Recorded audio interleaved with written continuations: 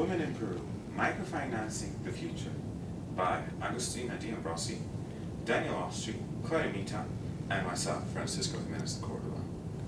One of the main problems that Latin American countries are facing at the moment is gender inequality in the form of wage disparities. This is because women are unable to get into the private sector because all of the companies are controlled by men.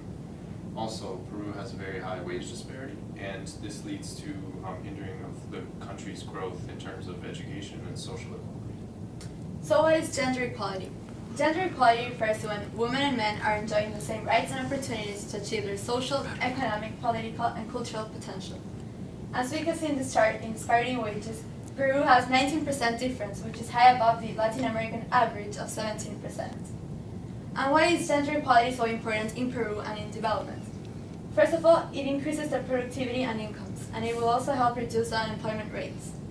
Also, it has been proven that women reinvest up to 90% of their incomes in their family, children, education, and food. Physical and sexual violence by an intimate partner. The reason why we chose Peru is because it has a huge physical and sexual violence.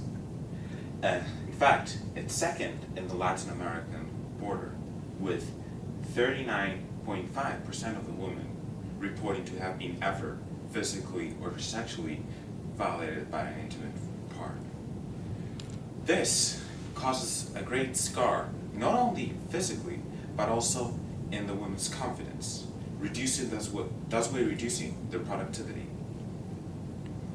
Just to emphasize on Francisco's point, Peru also has higher than average wage disparity problem, as Agustina mentioned, at 19%, which is 2% higher than the Latin American average. Furthermore, on average, Peruvian women make 83 cents for every dollar that a man makes in the country. In order to combat this problem, we developed a microloan system which will allow women to fund and run their own businesses effectively. We will have workshops on business to teach the women how to learn business skills. Also, in order to be eligible for the program, the women must have their children enrolled in school. Yes, and also, so here are the concrete actions that we're going to take. First off, we're going to have a survey of the area to determine what services are in demand. Based on these surveys, we will place women in areas which are needed.